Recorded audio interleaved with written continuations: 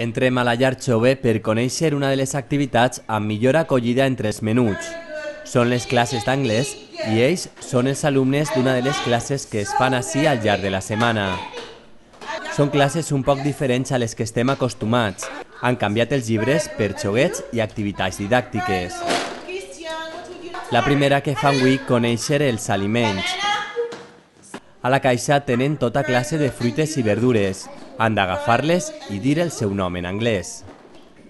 Durant l'hora que dura la classe és l'únic idioma que es pot parlar ací dins i tots els jocs estan pensats perquè aprenguen l'anglès passant-se-ho bé.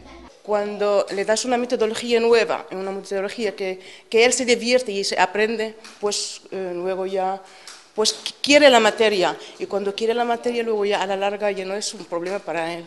I per aprendre, ací se segueix una metodologia molt variada. En este joc reforcen el vocabulari, però esta vegada ho fan amb fitxes. Les han d'agafar i passar-les ràpidament dient el que hi ha a la imatge, tot sense perdre el ritme. També l'abecedari amb un clàssic de la BBC, Matthew. Després de jugar, els preguntem per veure què és el que han après. Primer, els aliments.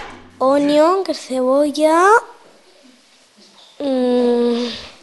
banana, que es plátano,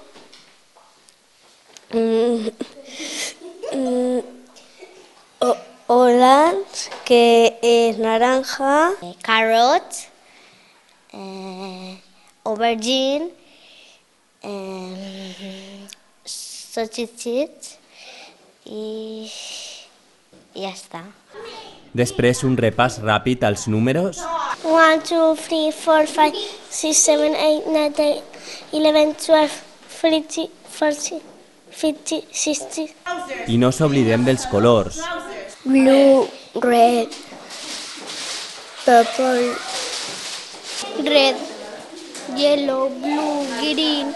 Com ells, al voltant de 50 alumnes formen part d'esta escola d'anglès que ha posat en marxa la regidoria de joventut. Alumnes des dels 3 fins als 16 anys i on s'imparteixen diferents nivells, des de la introducció amb jocs fins a l'anglès com a reforç per a alumnes de secundària, sense oblidar la part més interactiva d'estes classes. Crucigramas, juegos que estimulan un poquito más la memoria, ¿vale?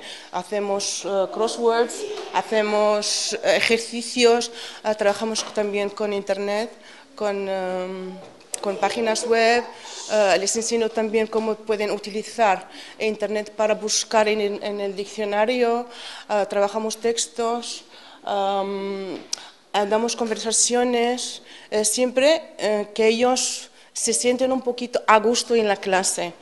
Un gust per vindre ací que també ens contaven els mateixos alumnes.